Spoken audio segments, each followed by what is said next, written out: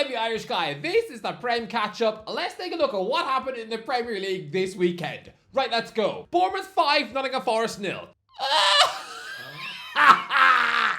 Lads, today I'm going to be the smuggest beaver in all the land because play the clip. I think it'll be 4-0 to Bournemouth. The wheels are going to come off for Forest soon. Sorry, Forest, but you're going to wildly tumble. And yeah, Kluivert, Atara, Brooks, and Semenyo. This is going to be proof that Bournemouth are the superior side.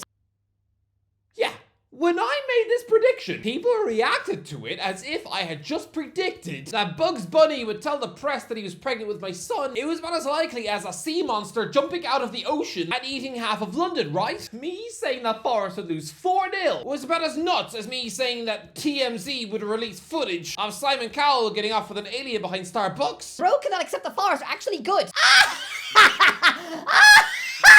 The Forest hate is monumental. The #1 Forest hater has retired. Bro hates Forest. He hates Forest for no reason. The hate on Forest is crazy. The Forest hate never ends. What? People thinking that I hate Forest is so misplaced.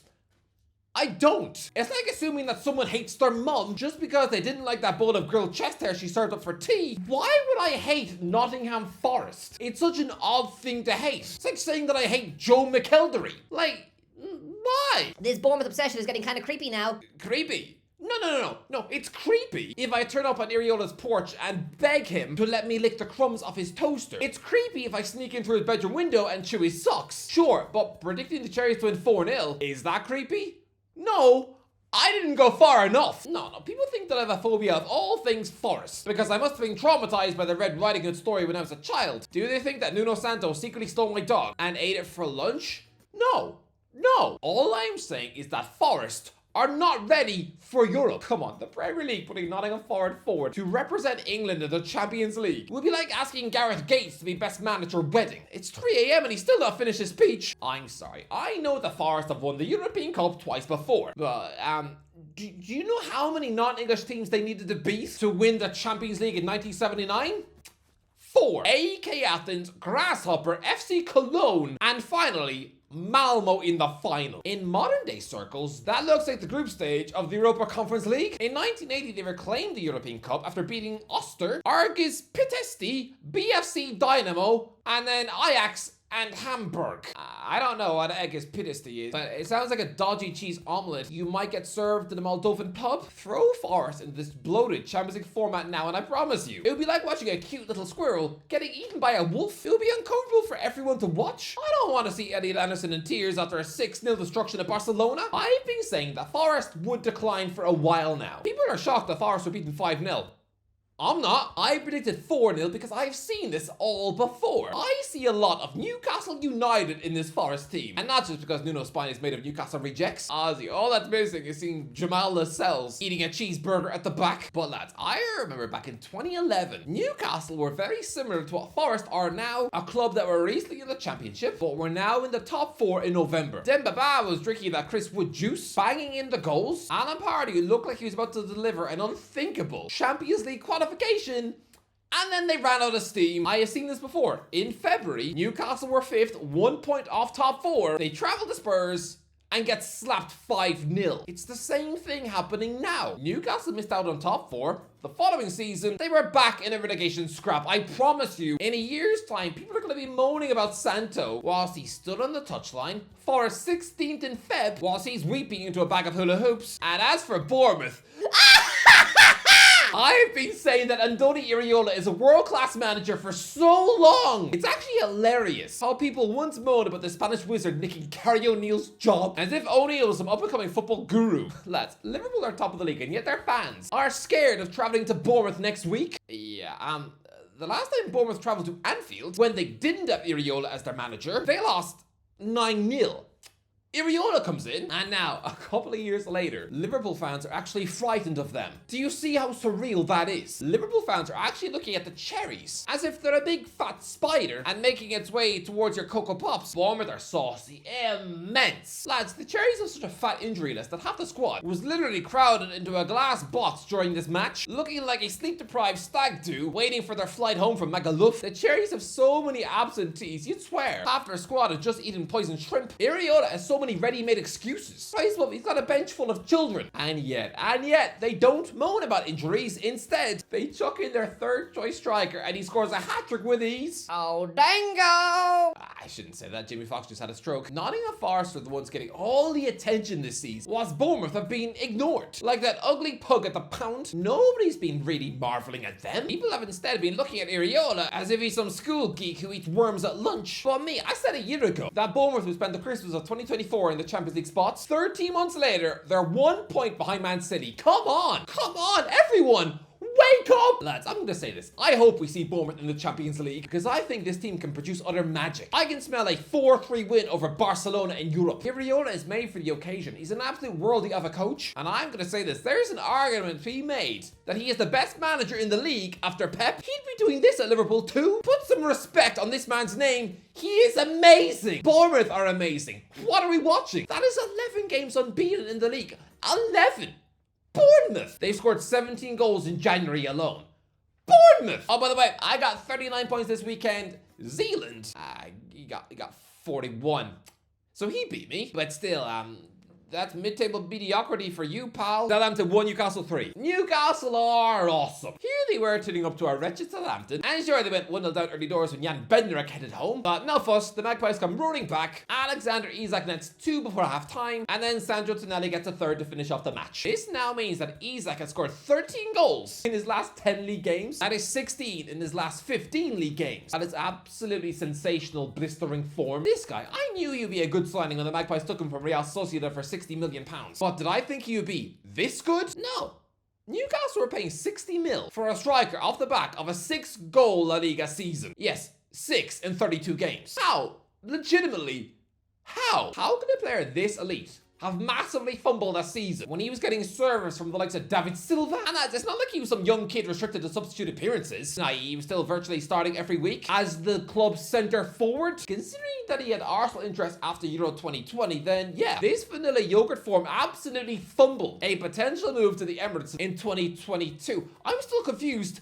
How? It's about like trying to get your head around the fact that a young Thierry Henry once had a 3-goal season in Serie A. And it's not like he's been coached by a half-baked potato of a manager. No. He had Carlo Ancelotti at the wheel, and yet was 82nd in that season's race for the Golden Boot. Similarly, that's why Isak's ugly form in Spain looks bonkers, considering nowadays he's already better than peak Aubameyang, someone who he should have replaced at Borussia Dortmund as a natural fit. But no, the Germans treated the Swede like he was a jar of Mickey Mouse's toenails. But as for Southampton, let's be serious here. You have 15 games left to scrape 6 more points, or else you have officially brought huge shame upon your club as being the worst ever Premier League outfit to ever exist. Stefan Guric, I know you look like Ned Flanders' granddad. I know you look like some lonely nerd who'd pay money for Katy Perry's bath water, but this is your mission now.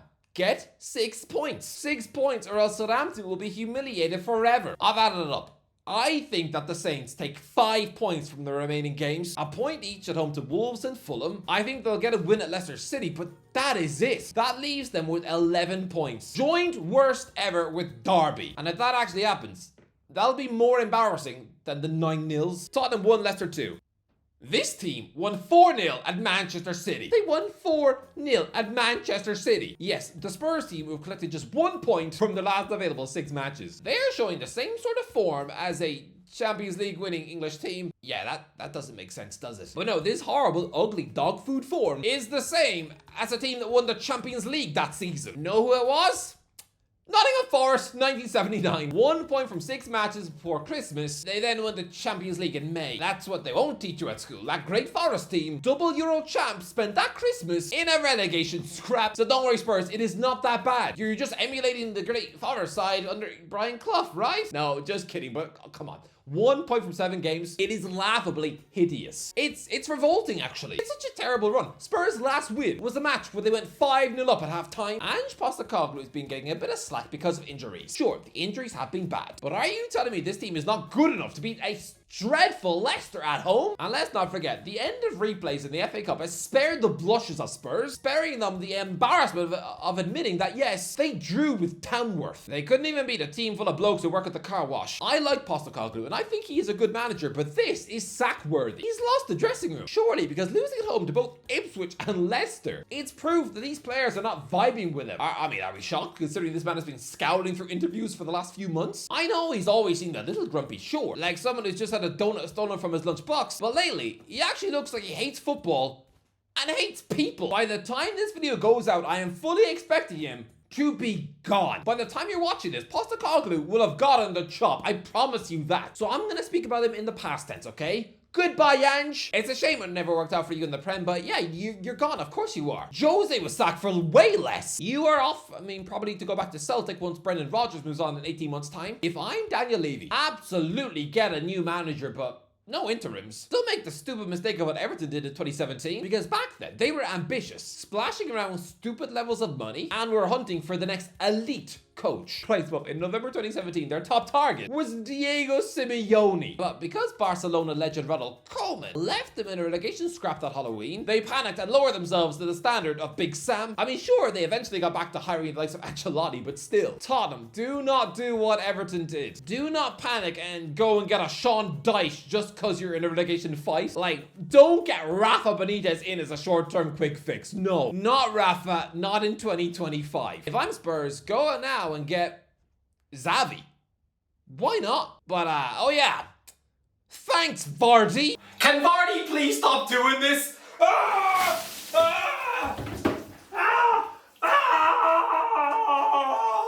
Wolves 0, Arsenal 4. Wolves blew it. Come on, I predicted this game to be a 1-0 Wolves win, and Michael Oliver tried to make that happen in the first half, sending Miles Lewis-Skelly off because he tripped someone 90 yards away from goal. That's like a crazy policeman locking up a 12-year-old because he robbed a Freddo from the shop. Sending him off for that was total lunacy. Like, I don't get it. Did Lewis Skelly insult the ref in the tunnel? Before the match, did he burst into his bathroom and throw sloppy pancakes at him whilst he was on the loo? It honestly makes no sense, but Wolves, they've been given a golden opportunity to go and make the one-man advantage count and beat Arsenal, but no. João Gomez, who was already on a yellow card, he assures his manager Vitor Pereira at halftime that he would keep his head. And he doesn't. He gets a second yellow for a vicious stamp, and off he goes, leaving 10 on the pitch. Stupid. Man City 3, Chelsea 1. Kushadov, no.